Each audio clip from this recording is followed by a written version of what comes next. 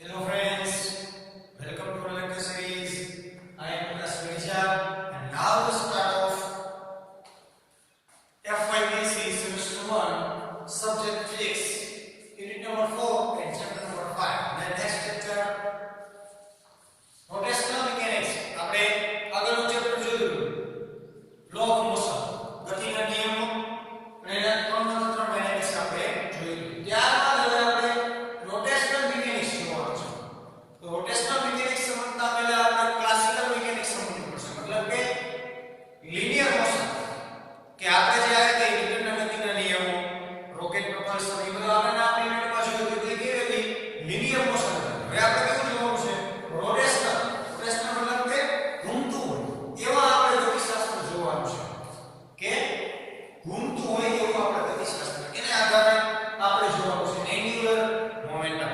Okay, હવે આપણે પહેલા એને ચેપ્ટર ચાલુ કરતા પહેલા થોડું ઇન્ટ્રો આપી દઈએ કે એન્ગ્યુલર મોશન અને લિનિયર મોશન શું છે.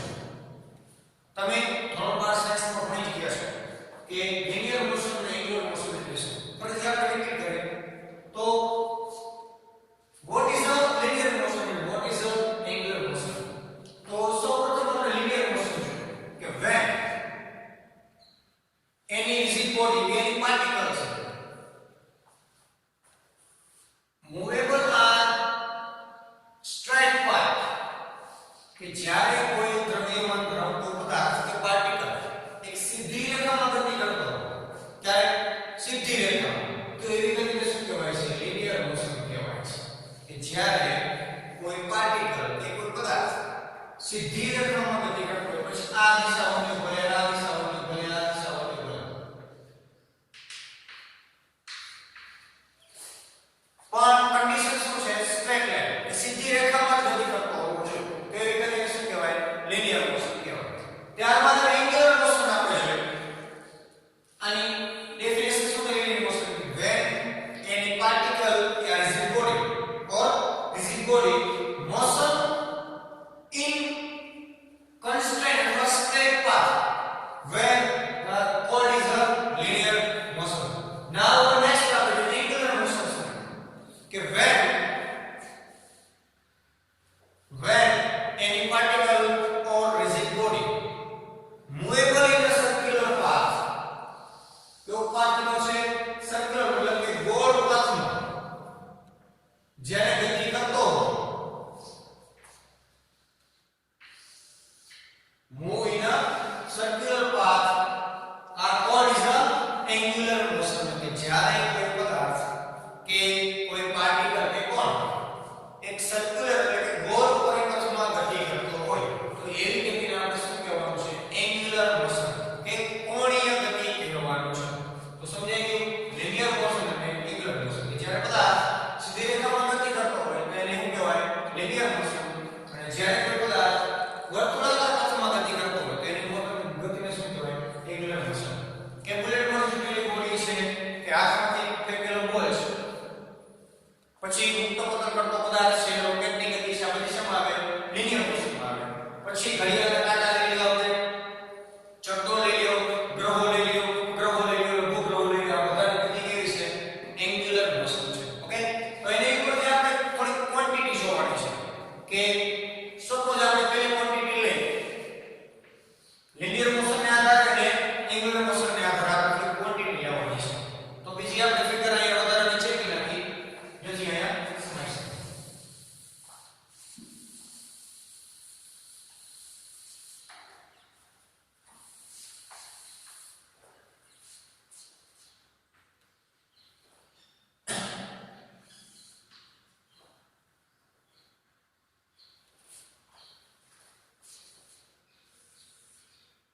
અને પાથ દર્શાવેલા છે કે સર્ક્યુલર પાથ છે કે લિનિયર પાથ છે. ઓકે, તો એની ઉપરથી આપણે થોડી ક્વોન્ટિટી મેળવવાની છે.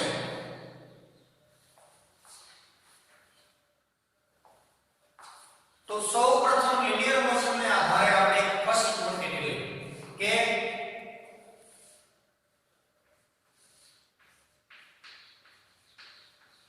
લિનિયર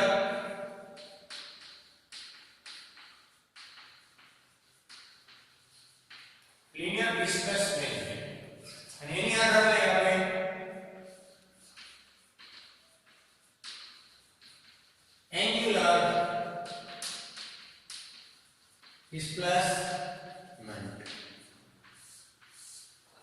તો લિનિયર ડિસ્પ્લેસમેન્ટ મતલબ કે રેખીય સ્થાનાંતર કોને કહેવાય અને એંગ્યુલર ડિસ્પ્લેસમેન્ટ એટલે કે કોણીય સ્થાનાંતર કોને કહેવાય કે જ્યારે કોઈ પદાર્થ કોઈ પ્રારંભિક સ્થાન મતલબ ઉગમ બિંદુ તો ખાસ જરૂરી છે ઉગમ બિંદુ અથવા પ્રારંભિક સ્થાન જરૂરી છે તો જ આપણે પથનો કે સ્થાનાંતર દર્શાવી શકીશું રેફરન્સ ફ્રેમ આધારે આપણે જોયું કે જ્યારે કોઈ પદાર્થ ગતિમાં છે સ્થિર છે કેટલું અંતર કાપ્યું છે કેટલો એંગલ છે આ બધું દર્શાવવું હોય તો તમારે એક નિર્દેશ ફ્રેમના આધારે મતલબ કે એકની સાપેક્ષે બીજું જોવું પડશે તો એકની સાપેક્ષે છે ઉગમ બિંદુની સાપેક્ષે કે પ્રારંભિક સ્થાન એક ઇનિશિયલ પોઝિશન કેવી છે O ઉપર છે પછી થોડો સમય બાદ અહીંયા x ઇક્વલ મતલબ કે આટલું અંતર થાય સપોઝ છે કે d જેટલું અંતર કાપ્યું છે પણ કેવી સીધી જ રેખા તો આવા અંતરને શું કહેવાય ડિસ્પ્લેસમેન્ટ કહેવાય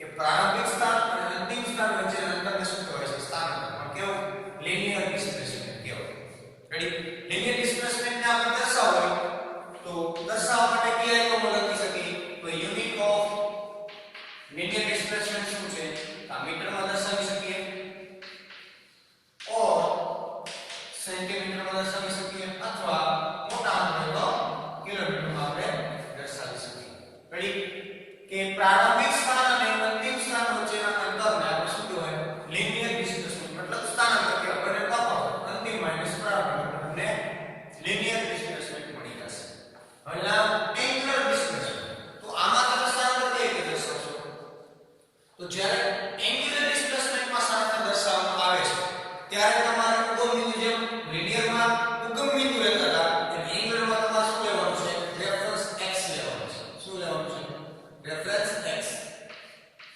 કે x ને આધારે આમાં કે કોને આધારે સ્થાનાંતર કરી શકીએ તેમ આમાં રેફરન્સ એક્સિસ ને આધારે તમારે સ્થાનાંતર કરવાનું છે કે જ્યારે રેફરન્સ અહીંયા આપણે સપોઝ O કહી દઈએ O અને અહીં કહી દઈએ કે રેખાખંડમાં છોડી ગયું છે કોઈ આવ્યું છે હવે એને આધારે સપોઝ કે કોઈ પાર્ટિકલ પેલા અહીંયા ઉભો તો પાર્ટિકલ હવે ગતિ કરીને ત્યાં ગયો આટલે ગયો કે સપોઝ અહીંયા આવ્યું છે B પોઝિશન આવ્યું છે તમારે સ્થાનાંતર કેવું હોય તો સ્થાનાંતર આખું સ્થાનાંતર કહેશો કે A થી B સુધી આવ્યું છે તો A થી B સુધી પહોંચવા માટે એનું અંતર કાપેલું છે દર્શાવવું હોય તો કઈ બનાવ્યું છે શું બનાવ્યું છે x ની સાપેક્ષે તો એ શું બનાવ્યું છે એંગલ થીટા બનાવ્યું છે અથવા રેડિયન પર તમે દર્શાવી શકો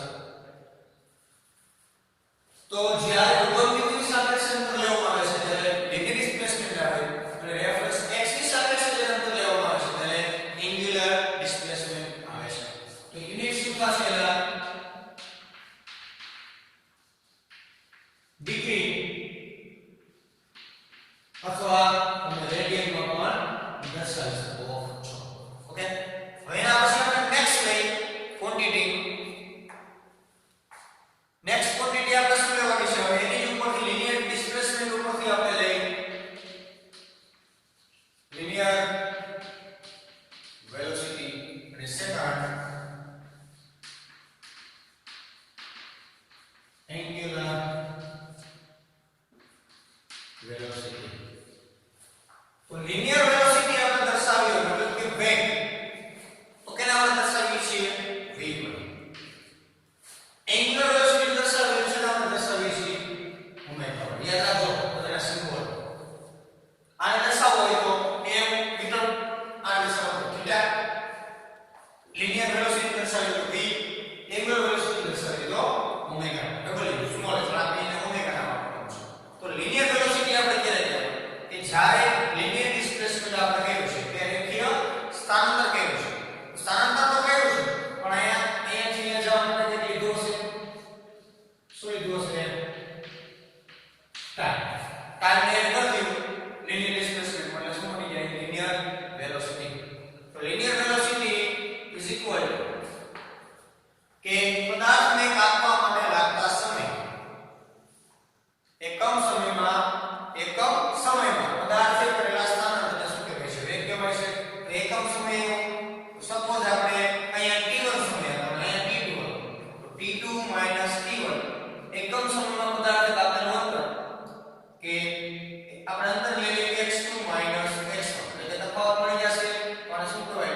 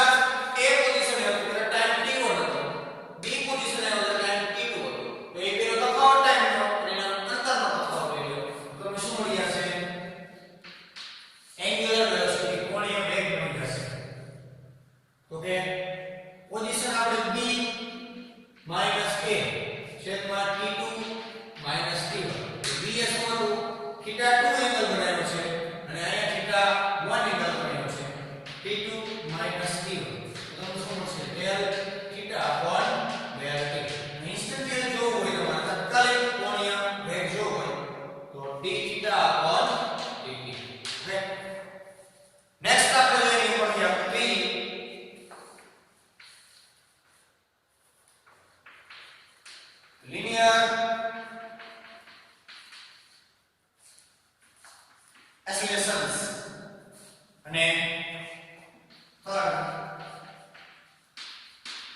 એન્ગ્યુલર એસિલેશન. એસિલેશન મતલબ પ્રવેગ. તો લિનિયર પ્રવેગ કે આપણે જેને દર્શાવીએ છીએ એ હોય અને એન્ગ્યુલર એસિલેશન ને આપણે દર્શાવવાનું છે આલ્ફા. યાદ રાખો એક સૂત્ર લીધેલું છે કે v અને ઓમેગા વચ્ચેના સંબંધ દર્શાવવાનું સૂત્ર આપને એક્ઝામમાં પૂછાય તો આવડવું જોઈએ. તો v ઓમેગા r. તમારે લિનિયર અને એન્ગ્યુલર વેલોસિટી ભેગી કરવી હોય તો એના માટે શું ઇક્વેશન મળશે? v omega r.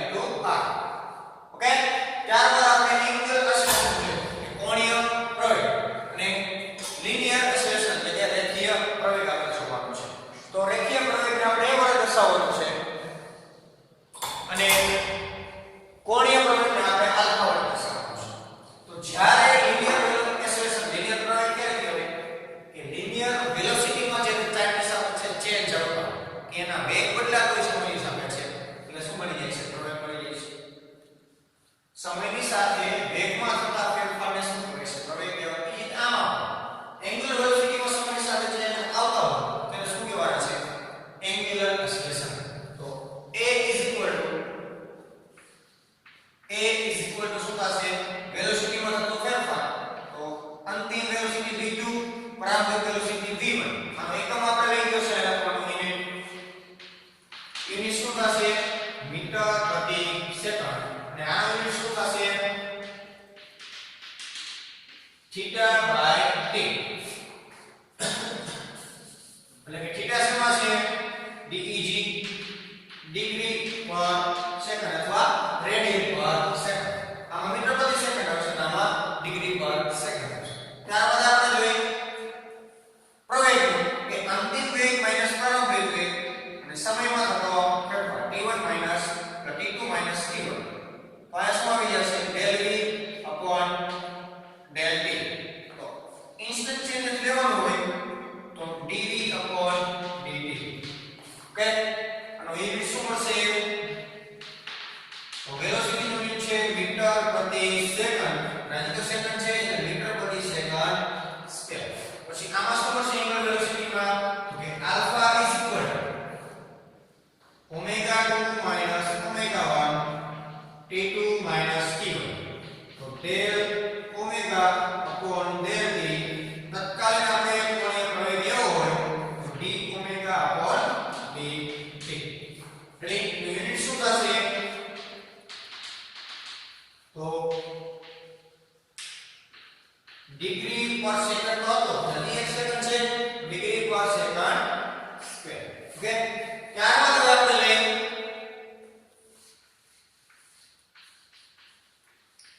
લિનિયર માસ અને એન્ગ્યુલર માસ.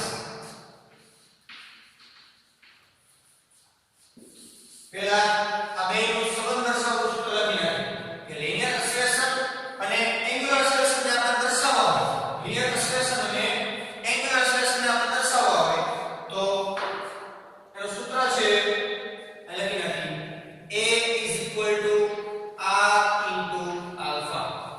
r એટલે શું છે? એ રેડિયસ. એ કોઈ સર્કલની રેડિયસ છે અને આલ્ફા એટલે એન્ગ્યુલર એક્સપ્રેશન અને a is the linear expression. તો આપણે સૂત્રો યાદ રાખવાનું છે. ત્યારબાદ આપણે જોઈએ લિનિયર માસ અને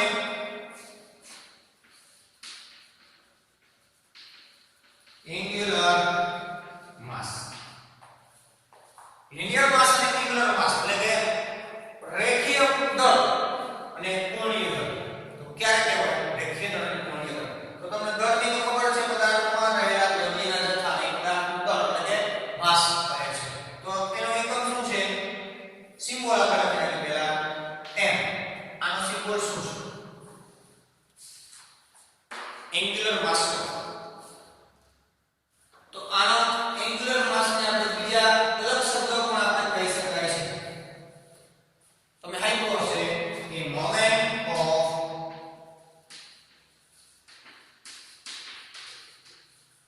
ઇનર્શિયા. મોમેન્ટ ઓફ ઇનર્શિયા એટલે કે વડે દર્શાવવાનું છે ઝડપની ચાર્જ માત્રાને I વડે દર્શાવવાનું છે. તો આનું શું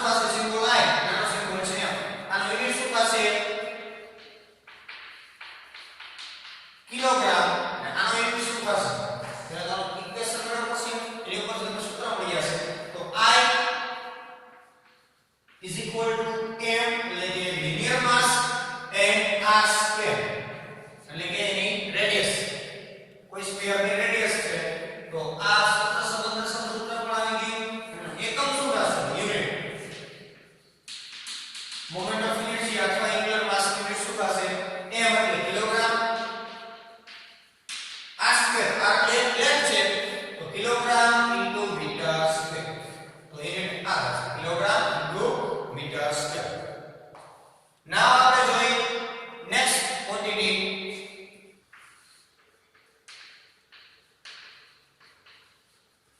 એંગ્યુલર જે માસ હતો એની ઉપરથી આપણે લઈએ એંગ્યુલર મોમેન્ટમ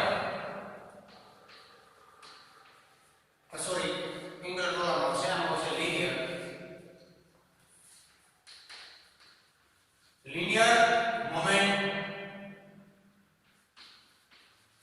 linear momentum અને phi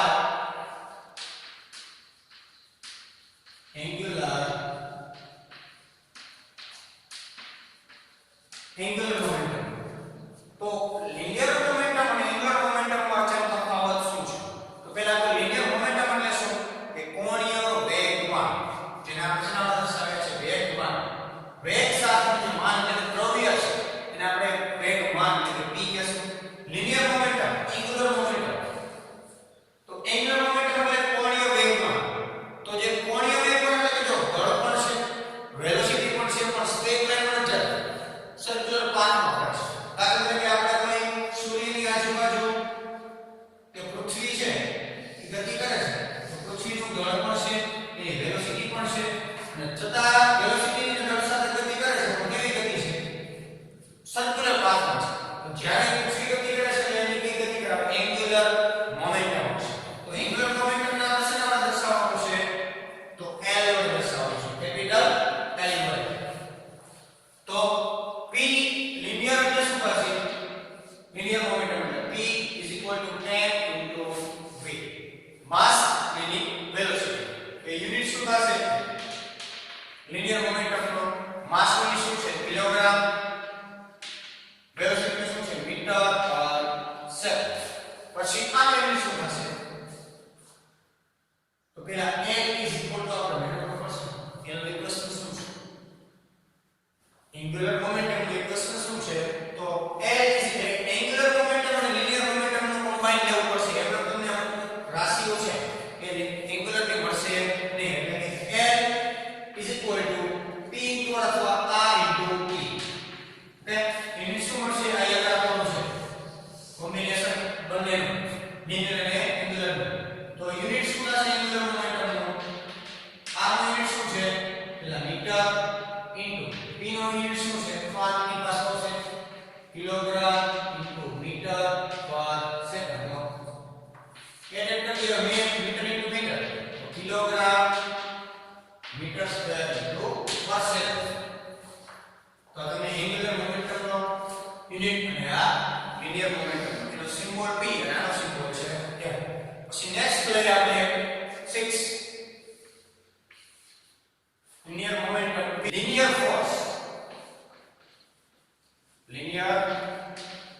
force ની સિમ્બોલ શું છે બળનો F અને આનું છે angular force જેને આપણે શું દર્શાવીએ છીએ angular force ને કોણીય બળ એને દર્શાવીએ છીએ ટોર્ક સિમ્બોલ શું છે ટાઉ અને શું કહેવાય ટાઉ નામ આપવાનું છે ટોર્ક અને સિમ્બોલ શું છે ટાઉ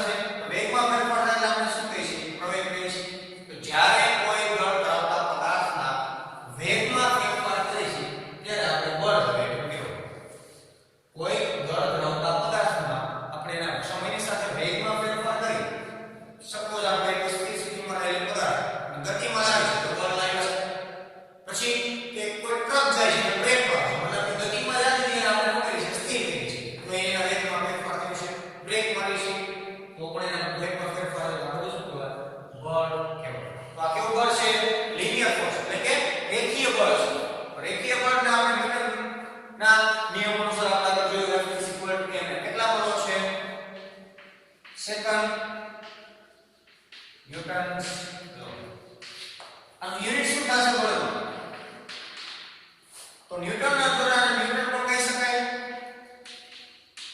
અથવા બળનો બીજી શું થશે માસ એટલે કે કિલોગ્રામ મીટર પર સેકન્ડ સ્ક્વેર. હવે આપણે ટોર્ક તાવ તો તે તમારે કોણીય બળ ક્યારે કહેવાય કે કોણીય બળ છે સપોઝ આપણે બહારનું છે આ દીવાલ છે આ પણ દીવાલ છે અને બહારનું આપણે ખુલ્લું છે તમારે બહારને બંધ કરવું તમે બળ ક્યાં લાગશે બહારને આમ બંધ લગાડશો કે આ દિશામાં લગાડશો તો આપણે બહારનું બંધ કરવું તો અહીં ખેંચશો તો પાછળથી ને ધક્કો મારશે તો જ બહારનું પડશે અથવા બંધ થશે. તો આપણે આ રેશનનું બળ લગાડતા પછી બહારને ખેંચતા ધક્કો મારીએ છીએ અથવા કોઈ સાયકલનું હેન્ડલ છે તો આપણે આ રીતે અથવા આ રીતે લગાડીએ છીએ કેવું 90 ડિગ્રી પર લગાડીએ છીએ. રેડી? તો એના સદિશના દિશામાં આપણે બળ લગાડીએ છીએ. કેવા સદિશના દિશામાં. તેથી tau r * f. સદિશ મતલબ કે રેડિયસ દિશામાં અને f એટલે angular force sorry linear force. tau r * f આ ઇક્વેશન યાદ રાખવાનું છે. હવે એની યુનિટ શું થશે ટોર્ક. યુનિટ ઓફ ટોર્ક એક માર્કમાં પૂછાઈ શકે તો r એટલે કે રેડિયસ છે મીટર સેન્ટીમીટરમાં પણ હોઈ શકે. f નો એકમ શું છે કિલોગ્રામ મીટર પર સેકન્ડ સ્ક્વેર. તો અહીંયા આનો યુનિટ શું થશે ન્યૂટન થાય તો ન્યૂટન ઇન્ટુ મીટર પણ કહી શકો અથવા કિલોગ્રામ મીટર સ્ક્વેર પર સેકન્ડ સ્ક્વેર પણ કહી શકો. આ તો ન્યૂટન ઇન્ટુ મીટર અથવા કિલોગ્રામ મીટર સ્ક્વેર પર સેકન્ડ સ્ક્વેર પણ તમે કહી શકો. હવે linear motion equation અને angular motion equation. હવે ગતિના બે સૂત્રો એક બે છે. એક તો આવી ગયું છે આ એક આવી ગયું છે રાઈટ. તો એની ઉપર જો બીજું ઇક્વેશન એક બનશે કે ન્યૂટનની ગતિનો બીજો નિયમ શું છે કે પદાર્થના વેગમાનમાં થતો ફેરફાર સમયની સાથે પદાર્થના વેગમાનમાં ફેરફાર. વેગમાનમાં ક્યારે ફેરફાર થાય તો વેગમાં ફેરફાર થાય છે. પદાર્થના વેગમાનમાં થતા ફેરફારને પણ શું કહી શકાય છે બળ કહી શકાય છે. તો પહેલો ઇક્વેશન છે F = dp / dt. Ready? F = dp / dt. તો એંગ્યુલર મોશન ઇક્વેશન શું બને છે જો F છે એટલે કે આપણે એંગ્યુલર ફોર્સ એટલે d tau આમાં એંગ્યુલર ફોર્સ F છે તો લિનિયર ફોર્સ F છે એંગ્યુલર ફોર્સ tau છે. પછી આ p છે p એટલે શું છે આપણે પાસે લિનિયર મોમેન્ટમ. તો આ ઇક્વેશન શું બનશે એંગ્યુલર મોમેન્ટમનું d L / dt. ઓકે તો આ ઇક્વેશન છે પદાર્થના વેગમાનમાં થતા ફેરફારને પણ બળ કહી શકાય અને આને પણ એંગ્યુલર મોમેન્ટમમાં થતા ફેરફારને પણ એંગ્યુલર ફોર્સ કહી શકાય. તો આપણે આટલી રાશિઓ છે angular linear displacement angular displacement linear velocity angular velocity પછી લિનિયર એક્સેલરેશન એંગ્યુલર એક્સેલરેશન પછી લિનિયર માસ